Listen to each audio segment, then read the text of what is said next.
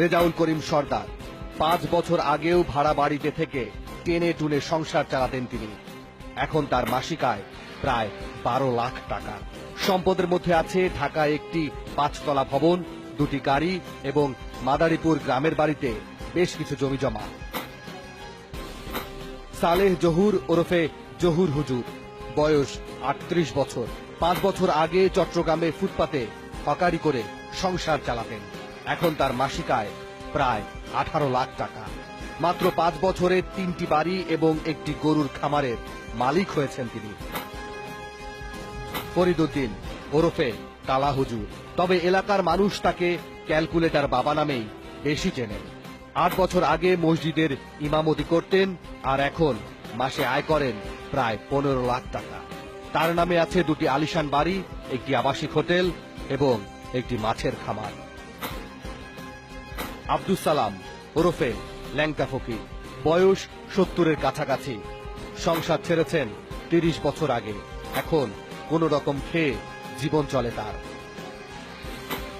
এবার এমন একজন শিক্ষিত সচেতন নারীর গল্প শুনব, যিনি স্বামী এবং সংসার রক্ষার জন্য ছুটে গিয়েছিলেন কথিত পীর হুজুরের কাছে, কিন্তু প্রতারণার ফাঁদে পড়ে টাকা হারিয়ে আজ দিশেহারা তিনি। মানুষকে কনভিন্স করে ফেলে, তো আমার হাজবেন্ডের ফ্রেন্ডের কাছে কমপ্লেন করতে পারবো না, থানায়ও কমপ্লেন করতে পারবো না। তো আমার একমাত্র ওই আশ্রয়স্থল হচ্ছে হুজুর টুজুর টাইপের, যদি কিছু হয় এই টাইপের। একজনের কাছে খবর বললেন যে ইন্ডিয়া চলে গেছেন। আমি আবার হুজুরকে বললাম, হুজুর উনি ইন্ডিয়া চলে গেলেন। উনি বললেন যে না না, আমার জিন আমাকে খবর দিছে উনি বাংলাদেশে কোথাও লুকায় আছেন, উনি ইন্ডিয়া যায়নি। আমার কাছ থেকে প্রায় 10,000 টাকার মতো নিলেন। আমাকে হয়রানি করলে প্রায় 10 থেকে 12 দিন আমি ওখানে গেলাম রেগুলার। আমার সিঞ্জি ভাড়া গেল। শুধু এই নারী নন, তার মতো অনেকেই কথিত এসব পীরের খপ্পরে পড়ে প্রতিনিয়ত প্রতারিত হচ্ছেন। আপনারা ইতিমধ্যে জহুর হুজুর কিংবা ক্যালকুলেটর বাবার সাথে পরিচিত হয়ে গেছেন, কিন্তু তারা কিভাবে কোন উপায়ে গাড়ি টাকা আয় করছেন সেটা তো এখনো জানা হয়নি। তারা যে উপায়ে টাকা আয় করেন, আমরাও সেই পথেই হেঁটেছি। ফিরছি একটা বিরতি নিয়ে।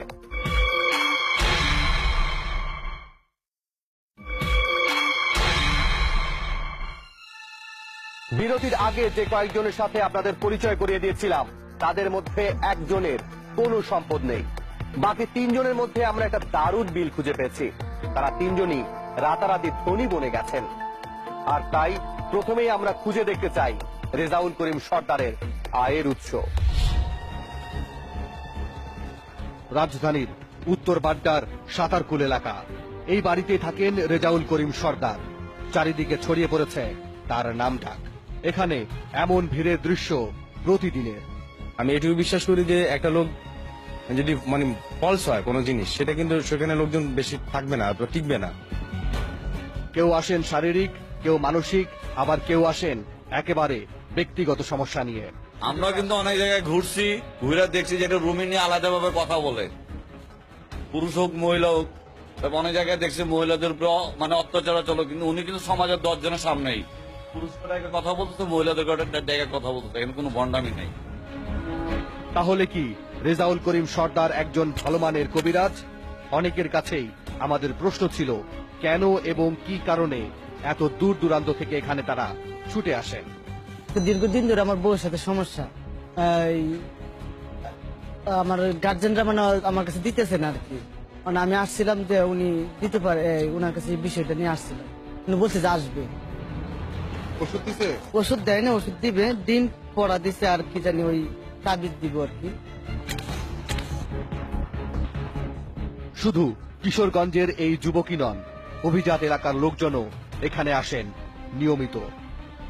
আমাকে এখানে কি আজকে নতুন আসছেন? কোনো সমস্যা নিয়ে আসছেন? হুজুরের কাছে কার কাছে কোথা থেকে আসছেন? আমি জাস্ট জানতে চাই। Personal problem.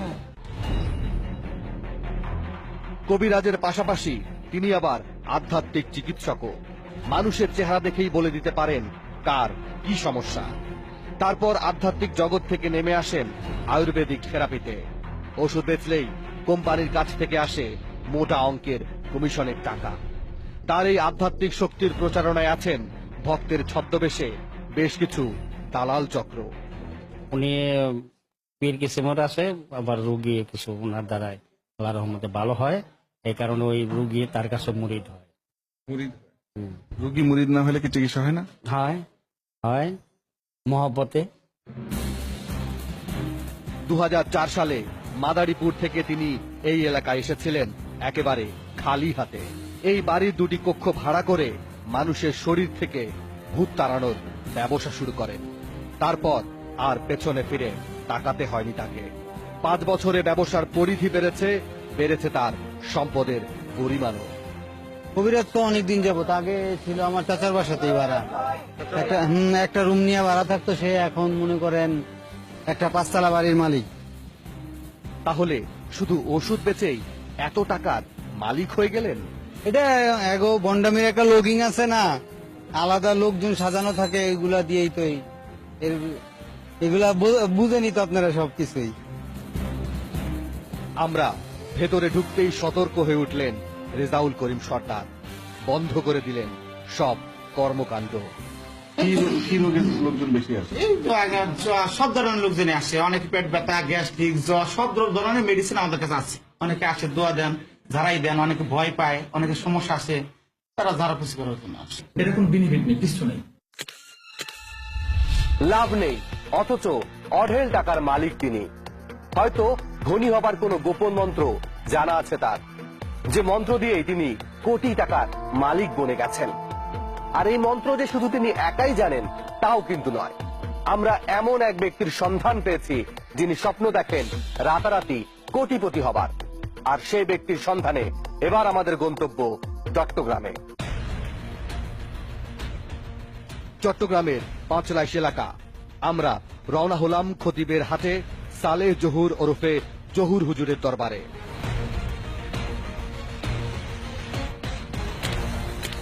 ভেতরে ঢুকতেই গেটের সামনে অনেক জুতা। দেখেই বোঝা গেল হুজুরের দরবারে কত লোক আসা যাওয়া করেন।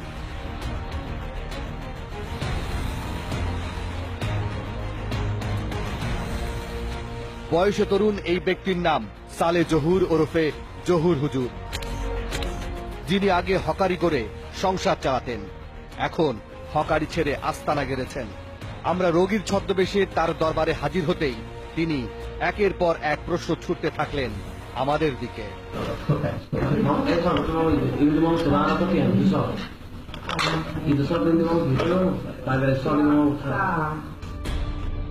তিনি আমাদের সমস্যার কথা জানতে চাইলেন।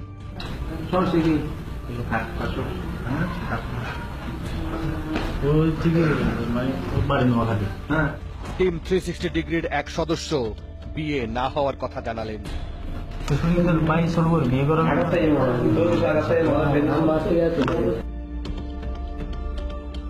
আমাদের আরেকজন তার সংসারের অশান্তির কথা বর্ণনা করলেন।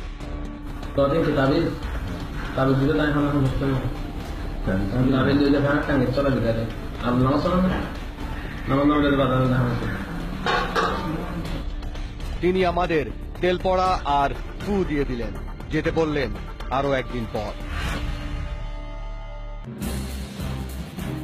এই ফাঁকে আমরা আরো এক বাবার দরবারে যেতে চাই। তার নাম ক্যালকুলেটর বাবা।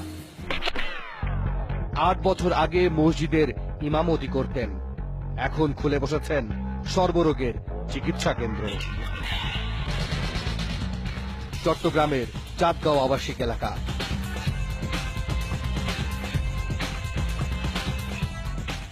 ক্যালকুলেটরে টিপেই নাকি তিনি বলে দিতে পারেন মানুষের অতীত, বর্তমান আর ভবিষ্যতের কথা।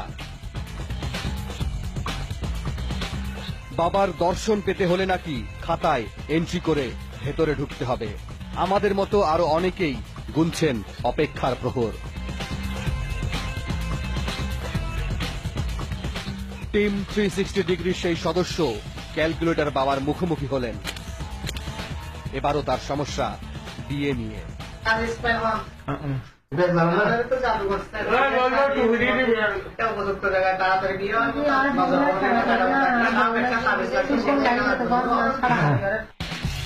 হুজুর তার এই রোগের নাম দিলেন জাদু টান রোগ।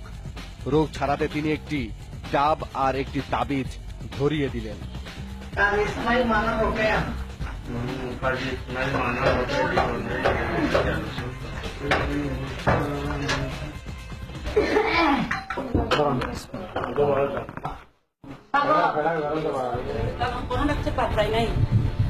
এবার এমন একজন রোগীর বাসায় হাজির হলাম যিনি সেই ক্যালকুলেটর বাবার কাছ থেকে ডাব পড়া খেয়েছিলেন। ও দেখতে গেছি, বলছি না ওর আব্বা ভালো মতো আছে কিনা, একটু জোড়া দিলে দেখেন।